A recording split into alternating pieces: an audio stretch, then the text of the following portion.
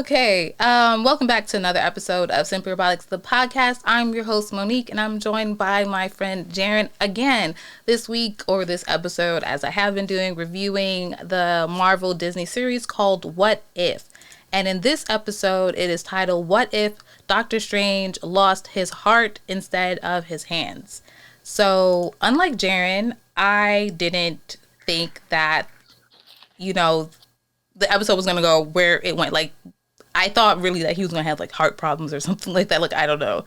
So, yeah, did you anticipate that it was kind of going to be more like a romance thing? I felt like when they said heart, I don't know. For me, I just thought like losing a true love, because that usually what sends people down like a dark and sinister path. Yeah, because that makes sense. So just to start recapping the episode starts off the same way it's always been, but we get like the Watcher from the jump, and he's saying that we have watched how one moment, one choice can ripple across space and time, giving birth to new stories, heroes, whole universes. But what if it's the wrong choice? What if the best of intentions has very strange consequences? And as he says strange, we actually see Doctor Strange come on the screen, and he's like, I think he comes out of a car or whatever, and he's getting Christine, and they're going away to dinner. And Yes. as they're driving, there's a truck that they approach in front of them. It's going really slow, so he tries to like go around it. There's an oncoming car. They're able to get out of that way, and they're cool until they get rear-ended, go off the side of the road, and Christine dies. This grief basically made Strange go off into the world to, like, I don't know, find some sort of like solution or resolution, and eventually he gets into the mystic arts. And to be truthful with y'all, we actually half recorded all of this, and I fumbled and realized that we weren't recording in every capacity that we're supposed to do. So we're doing our best to still bring the same energy and stuff like that. So I'm trying to make sure I remember things that we said the first time, but also this is just what's happening. Yeah. So when they, something that you pointed out the first time we said this was that Strange has a faster acceleration into the mystic arts because he's not struggling with having to heal like his hands, basically, Yeah, because that remember his journey. hands was trembling a lot and he couldn't focus them. Also, one of the decisions that set him on this trajectory is totally different. It's heartache from losing Christine, because they pretty much mirror the accident. The accident is actually shot for shot from the movie, except the decision that changed everything was in the movie. Christine was like a colleague that he flirted heavily with. In this, they're actually lovers, and she's accompanying him to this like celebration dinner, and that didn't happen in the movie. In the movie, when he had that accident, he was by himself. In this show, in this universe, he's with her, and she pretty much takes the brunt of the accident, and she ends up the one losing her life. Like, he pretty much walks away fine. Right. Right. So he becomes a supreme that could not let go of the past. And as all this is happening, we're hearing the narration of the Watcher. And this is essentially the most we've ever heard a Watcher, even up to this point after a couple minutes, that we've heard him in, like, compared to any other episode. So they continue kind of like fast forward, and Strange is like in their home or whatever, and he's sitting looking The out that sanctum. match. Thank you, the sanctum. He's in there looking out like the window, and Wong comes over, and Wong's like, like, hey, what are you doing? And he like flips his hand to hide what's happening. And Wong still is able to see that he's holding like the time infinity stone type of thing gadget. And Wong is like, you know what? I'm going to go do something, and you should join me before you do something crazy. And Strange decides to do the something crazy, which is to go back in time to make a different decision with the intention of like saving Christine. So what we see is that he decides not to pass the truck. However, they still get rear-ended, still end up going off the road. She still ends up dying. So he travels back again and again and again, and is doing things He's differently. going Like, through the denial stage of grief, and it's really right. sad to watch. It is. and he's like taking a different route. They end up at the event, and she has like some sort of heart attack or something's going on. They're driving and their tire pops. They go out for pizza instead, and that was the most frustrating one. With just some random guy walks in and shoots her for no reason. Yes. Yes. He stands her up, and then she dies in like a fire in her apartment. She's the only one too that dies in that apartment building fire. And he even lets her drive, and she still dies, you know? So at this point, like, you know, he's going through it, and the Ancient One comes down from the spirit world or just some hole in the sky, a projection, who knows. And she's explaining that Christine's death is an absolute point in time. Oh, she says the whole way that she's able to do that is because him restarting time over and over and over basically like ripped the fabric of their reality and allowed her to project herself from the time that she was actually alive to the time that he was in right then. Oh, So wow. she's like a projection of her consciousness. It's not actually her. Because she even Right. says like she's fully aware that she's dead. Yeah, she does. She does acknowledge that. So yeah, she explains that this is Christine's death is an absolute point in time, and without her death, that Strange wouldn't have defeated Dormammu, and he would not become the Sorcerer Supreme or Supreme Sorcerer Supreme. And she said that, you know, if Strange continues on this path to try and you know, change the outcome or change any events of the night, that it's going to just lead to a lot of darkness and the end of reality. And Strange is kind of like, okay, sure, whatever. You told me anything's possible. I'm not really trying to hear that. And It's his ego, because he feels like it's the same way he was in the movies. He feels like he can fix everything. He's like, I'll yes, do what I want to do now and then just go back and fix it later. And he's gonna learn you can't fix everything. right. And the Ancient One is like, well, don't make me hurt you. And they have this kind of like draw, and they shoot light things and like, you know, Mm-hmm. and there's this light power explosion, and it cuts to like Strange waking up in a jungle. So Strange meets a man called Obeng, and Strange is like, "Are you Cagliostro?" And Obeng's like, "No, I'm not." He lying. Um, He lied like a he's rug. the overseer of the lost books of Cagliostro, which is like, you know, books with a whole bunch of spells and stuff like that. Can you actually explain the comic backstory a little bit with Obeng and Cagliostro, the relation? Okay, so Cagliostro is like his moniker that he takes on. His real name is Obeng. And he's basically there guarding his magic, like his most powerful magic.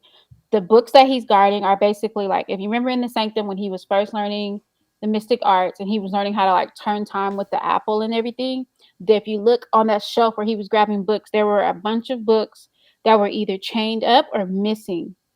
He's basically in the place where all those books are. Yes. And he's there trying to So, figure out how to reverse the fixed point in time. and that's pretty interesting too, because Obeng has to know this, Mm-hmm.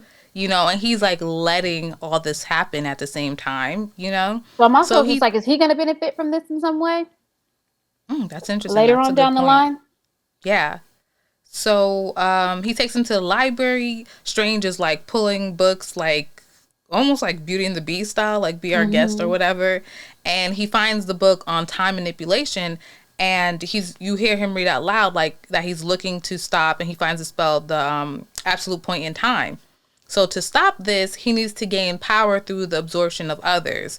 So he's like, okay, cool. He calls on this like octopus looking creature, which you called out, you feel could be the same one from the, what was her name? Captain Carter episode. Mm-hmm. I think it could be, because I don't see I mean, why we keep seeing not. this character, and I've also seen like a giant squid-like character in the trailers for Shang-Chi. Like, there's a point where he's fighting something and like this cloudy thing, and then all of a sudden you see these tentacles reach out and grab him. So I'm like, y'all keep letting us see this. It's Right. for a reason. This better pay For a off. reason. Right. Yeah, it better. And you keep like acknowledging like who's the big bad in this thing, and maybe there is some sort of relation. Is it that tentacle thing, or is the tentacle thing in conjunction with something else Yeah, because you know too. Marvel always has more than one big bad. Every movie, Mm. there's always two. There's like the small problem, and then there's like the big problem. Right, right. So we shall see. So he basically is like trying to talk to this tentacle being thing, being like, hey, yeah, can I just get like a piece of you? I'm trying to do this thing. And the tentacle thing is like, get out my face, you know? It literally And like karate chops him across the room. right. And he gets a little bruised. He wakes up and Obang is over him. I don't remember what he was saying to him. Oh, he was basically saying like you can't bargain with um mystic creatures, which is interesting because that's exactly what he did with Dormammu in the movie. So now I'm Oh, wondering, true. like, is there a loophole or something? But he was like, you can't bargain with mystic creatures. They're not just gonna give you their power. And he basically like gives him the idea, which I almost feel like he planted that on purpose. Yes. He gives him the idea like you got to figure out how to take it. So then he goes back and he's like, cool, let's start small and work our way up. And he starts with these little evil garden gnome. Yeah, and we see a montage of him summoning creatures and absorbing their powers, Which was and he's actually getting kind of scary looking visually. Like watching yes, him absorb, like, because as he's absorbing them, it's not like he just sucks in their essence and that's it. Like he's literally like his form changes to like a piece of them every time he absorbs something. I'm going to jump ahead a little bit because you said, is there something Obang can benefit or gain from letting Strange continue on with this mission of his, right? Hmm. Knowing that if he's able to stop the absolute point in time, he could destroy this universe. And then knowing that Obang is essentially guarding his own super, super powerful magic, what if he doesn't want What if? anybody else to have access to it? Look Because at me like, starting to what if think. like what if because at one point he absorbs like this demonic looking being and he's they're doing this on purpose, but there's got to be a greater reason for it. He actually looks like Mephisto. I know, like in one division, we kept saying Mephisto, Mephisto, Mephisto, but we never actually saw anything. At this point, we actually get a visual of Mephisto. Like at one Right. point, his face looks like Mephisto. So I'm like, I wonder if in him being self-absorbed and like super stuck on this one mission that he didn't mess around and made himself essentially like a vessel for something like Oh, I see. more and more evil because now he's essentially he absorbed all the beings that he absorbed all of those beings that he wanted to absorb. So he's sitting with a ton of power. Yes. Yes. And he's just So, like moving through the universe. Because if you also notice at the end, everything in the world collapses except him. He never ceased to exist. right.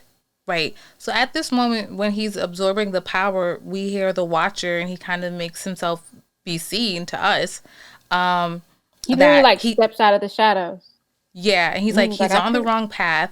I Mm-hmm. could warn him, intervene, but fate of his universe is not worth risking the safety of others. And again, this is the most that we've heard and seen the Watcher to the point where Doctor Strange is like, who's there? You know? And we're like, what? Like, You we're hear him? starting to, See him? yeah, breaking that And he fourth literally wall or turns something like around, but that. by the time he turns around, the Watcher just kind of like steps back into the darkness, and you don't see him anymore. Right. And at this point, Strange has been doing this absorption powers thing for days. We're seeing the sun come up, go down, up, down, up, Mm-hmm. down.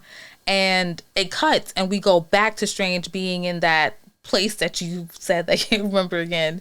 The Their home sanctum, thing, the septum, right? Is that what you said? sanctum, Sanctum. So why is it septum? I don't know what that. like a nose The ring. sanctum. And he's at the 2 year anniversary again. And it's the same exact thing. Juan comes over, is like, I'm going to do this before you do something reckless. And at this moment, Strange is like, you know what? Yes, I'm going to go with you. He puts down the Infinity Time Stone thing and he steps outside and sees that people are kind of in black blobs and they're like evaporating into the sky. And to me, I felt that that was very Miyazaki like a whole like Howl's Spirited moving Away. castle when Howl's Moving Castle. those Yes, blob henchmen kept coming after her, and they yes. were I was literally thinking that. like blobs in the streets. Yeah, and I was thinking a bit of Spirited Away too, because I guess I Mm-hmm. was thinking of No Face. But yes, that's very, very good. So the Ancient One comes back down, And she has her own little spiel saying that in that moment where they had that light explosion kind of duel thing, Mm-hmm. that she actually split Steve into two, so that there were two possible timelines really existing in one universe of Steve. Yeah. And so one Steve went to the past, which you had mentioned when we first did this, Mm-hmm. that you weren't sure if Steve and Caglioso slash Obeng were operating outside of time essentially, but the ancient one says that he actually went back in time. And I actually think that they both could be true, but it is what it is, or it isn't what it isn't. And then we have our present Two things day, can be true. yeah, our present day Steve, which is here. So she basically says that stopping at absolute point in time would result in the destruction of the universe. So he goes back into the house. He's telling Wong all this stuff. Wong is throwing all these protection spells As on he's him. melting away. Yeah, turning into his own blob evaporating thing. And if you watched WandaVision, some of the protection spells are very similar to the ones that Wanda and Agatha had casted. Like I when think they call them Agatha runes. runes, yes, the runes that Agatha had when she brought Wanda into the basement area Mm-hmm. thing, they were up against the wall. And then when Wanda created like that shield of all the runes around it. So, you're seeing the same type of magic essentially Mm-hmm. now on Doctor Strange's face. So Wong is like, how are you even going to find like Supreme Strange? And in that moment, a portal basically opens up under present day Steve's foot and he drops down and he's there. That was So, reminiscent of Thor Ragnarok when yes. Loki kept talking all that smiggity smack. He got swallowed and he was like, he's been falling for 30 minutes. That is true. I need to go back and watch the Thor movies. You're like the second person this week to make a callback to it. And I was like, I didn't even spend enough time with those movies. But yeah. So we're in like the darkness and present day Strange is like, whoa, where am I? And Supreme Strange comes out of the darkness and he's looking rough. He's looking like he's been through some things. He's looking like a monster. And they have their own dialogue where, as you expressed, that there was a point where Obeng tells Supreme Strange that he still doesn't have enough power despite absorbing all those people. Because remember, he tries to immediately after he absorbs the last being, he tries to cast that spell right there where he's at, and it doesn't work. And he basically goes out and he's like telling Obeng, like, I did what I needed to do, but it's still not working, so I gotta like figure out another way. And Obeng is like on his deathbed, and he's basically like, it wasn't never gonna work. That's why I let you in here. When you first got here, I saw you, and I saw that you were only half of a man. And then that's how he finds out about the other Doctor Strange, and he's like, cool. So if I swallow him whole, we can get this ball rolling. And that's essentially what he brings him there to do. Right. So they have like a typical villain moment. Supreme Mm-hmm. Strange is explaining all this stuff. He's going He through takes rage. He's through the rage stage of grief, yes. anger. Yes. And they go back to the scene of the accident and they end up having a magic fight. That's just what I'm going to call it. Did Go you ahead. notice when they were fighting? You remember when he put at one point while they're fighting, they all light up, like all of them light up on his Yes. face. Yes, And the if you protection notice, spells. as like the bad Doctor Strange is hitting them, they're like pieces of them are like fading away. Yeah, I did not like that. Yeah, and then once he got that last one in the middle of his head, he pretty much was like, I'm gonna absorb after he ripped his cape. I know. And then you heard the Yes. cape scream. Like if you listen, you can hear the cape scream as it got ripped up. It was so sad. Yeah, it was pretty sad. Supreme Strange is bugging. So yeah, he beats him up. He removes all the protection spells and he absorbs him. After he absorbs him, he basically does his magic, like lifts the car up from the accident, pulls Christine out and over, and brings her back to life. And she is like freaking the heck out. Yeah, Strange. He has horns. He has like eyes everywhere. You She said literally like went from being on the stairway to heaven to the highway to hell. yes, exactly. And I felt for her. I feel for her, girl. Yes. And she even is in this black smog evaporating. Like she's looking at herself, she's looking around the whole world. Everything is like evaporating. She's so terrified. She was like backing up and she was about to like back off of that cliff. And then Right, and that's then what he he. changed back into like himself, like a Hmm. person version of himself.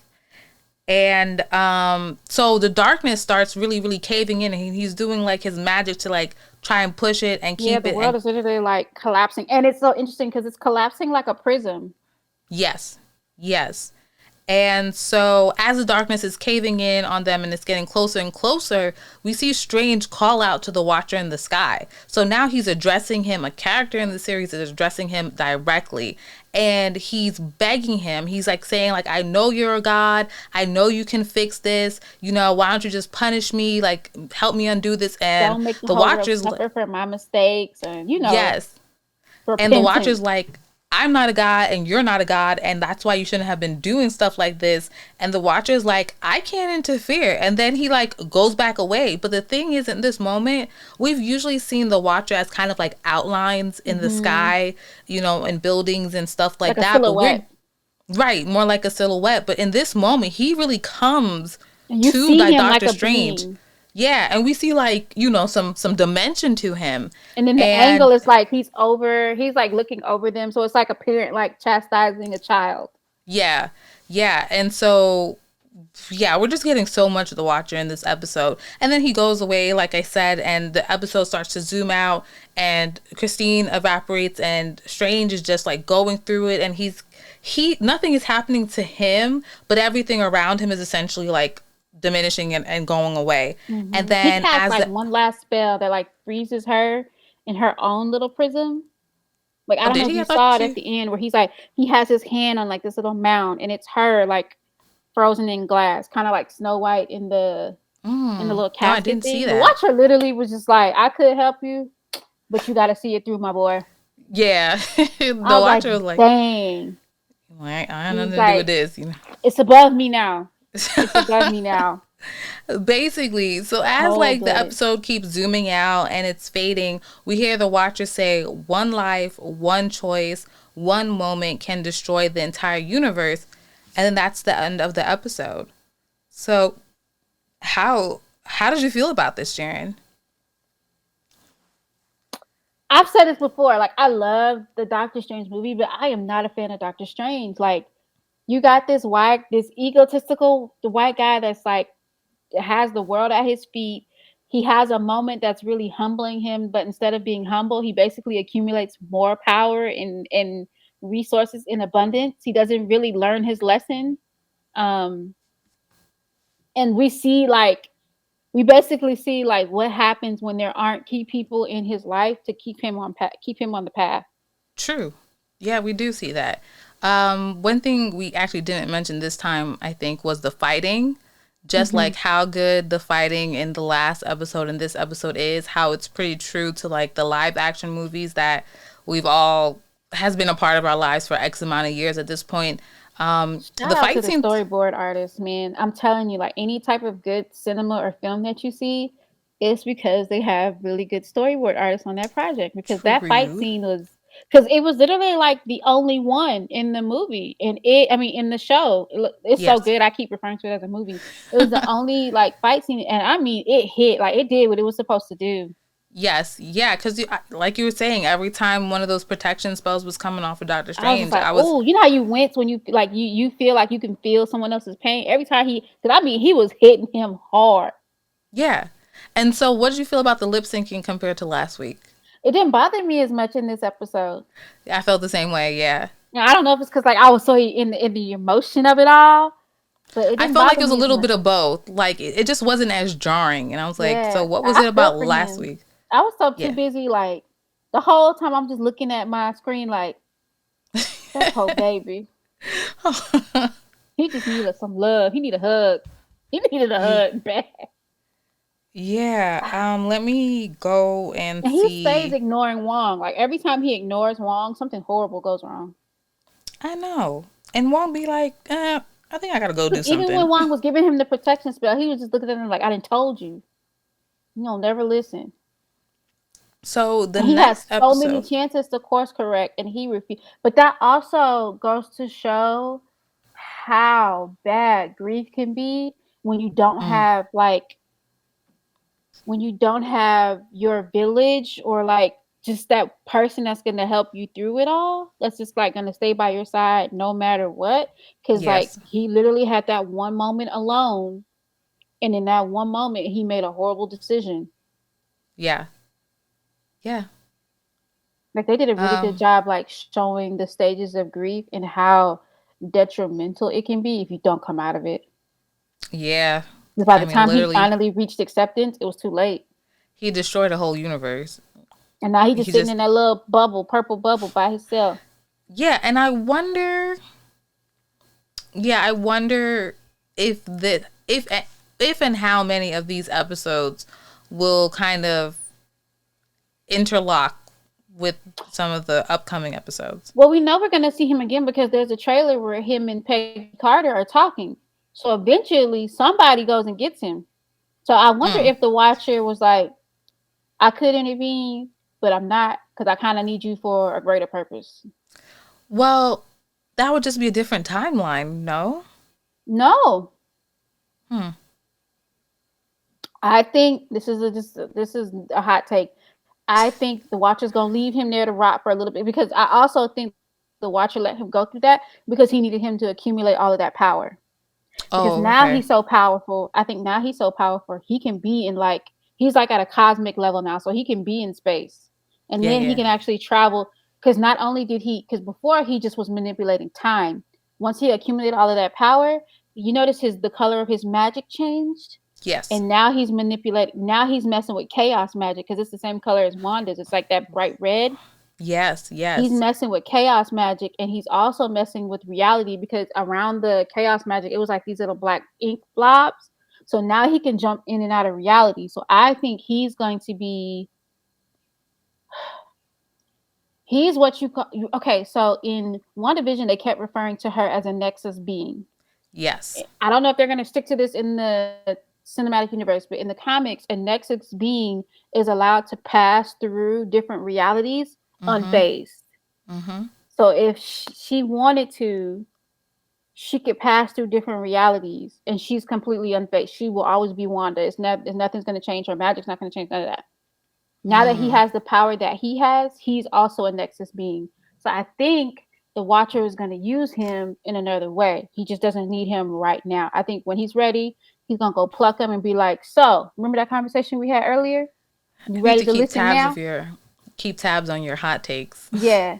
Oh yeah, I gotta Right? remember what I said. I could be totally wrong, but You could I be. did see a trailer, unless I'm tripping, of him and Peggy Carter's talking, and he was like the hollowed out, rough looking Doctor Strange. Mm-hmm.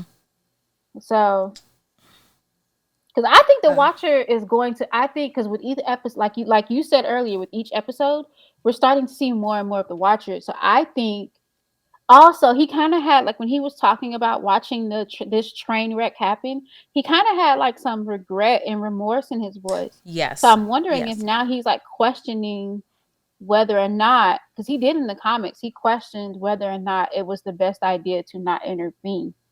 Yeah, who told him not to intervene? He just doesn't? um so I don't know if you're familiar with like the Eternals and stuff.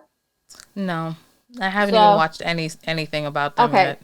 long story short, the Eternals is Thanos's like cousins in them. Mm-hmm. Some of them are his brothers and sisters. Um, there's like levels to it. So the Eternals are like the high beings that are supposed to like intervene when something intergalactic happens, and they have to keep like the space beings from. Okay, They have I to don't know keep the how this. peace? Yeah, they basically are supposed to keep the peace, but there are certain events they're not allowed to interfere with, right? Got it. So most of the time they let stuff on Earth happen because that's like small meat and potatoes. They don't really intervene in that. But my question is, y'all saw y'all brother slash cousin wreck shop on Earth. That was the one time y'all should have intervened. Why didn't y'all intervene? Apparently, they were told not to. So above them are the celestial beings. So what's his name? Peter Quill's dad, the Yes. planet eating dude. He's a Yes. celestial being.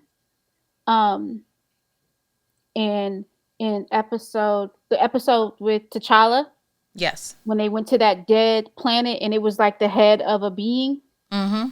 That's a celestial being. They kind of like set the rules and the regulations. This is a really botched job of me explaining this because I can't remember I'm like still which following comic and you. which issue, but I read. Yeah, yeah. So there's levels to it, and there's certain things they're not supposed to intervene with. I wonder if the Watcher had already got his marching orders, like these are the events that you're not supposed to intervene with. And I also wonder if it was Kang that told him not to do it, because Kang set a lot of stuff in motion. Yeah. So I wonder if all of this is like. Well, I mean, who knows? We don't know. And that's what I love about this show. I kind of like not knowing where this could go. Mm-hmm. Because like with phase 3, you kind of like, okay, well now we're gonna get this, and now we're gonna get this, and now it's just like it's anybody's game. Yeah, so we are like 4 episodes in, which means we have 5 left. And again, I guess this is like the Marvel curse. Is like how and if these things interlock with each other that we may or may not find out, right? We know they're going to be connected. We just don't know how. Yeah, you just won't let me feel like they won't be connected. You're like, this is not DC. They're going to be connected. They're going to be No, I'm joking. Because if we know anything about Marvel, they play the long game. They ain't new to this. They true to this. Period. The next episode the next episode is Party Thor. And I don't know what that means at all. So, Party Thor from the comics was like a dude bro. He was like a frat bro. That's what I'm wondering. Is he going to be like Peter Quill? In the douchebaggy sense, yes. So Party Thor basically, I could be wrong. I'm getting all my stuff mixed up. But if I'm right, Party Thor never has to go to Earth. He's still in Asgard doing his thing, living it up. Oh. He's like Will Smith, welcome to Miami, but it's Asgard. Okay. He's like living his best life. Yeah, cool. Well, that's our show. That's our episode today. Jaren, let the people know how they can find you on social media. At Jaren Merchant on all social media platforms. And again, you can find me at Simplyrobotix.com, at Simplyrobotix, #Simplyrobotixpod, so that we can find and reshare your stuff. Thank you, everybody that's been sharing the episodes every time I post it and just engaging and let us know what you think about the episode and our hot takes. Debate me in the comments. Definitely do that. Thanks, Jaren, for recording this episode with me twice because I forgot to press record the first time. That was great. So see you, everybody. Until next time.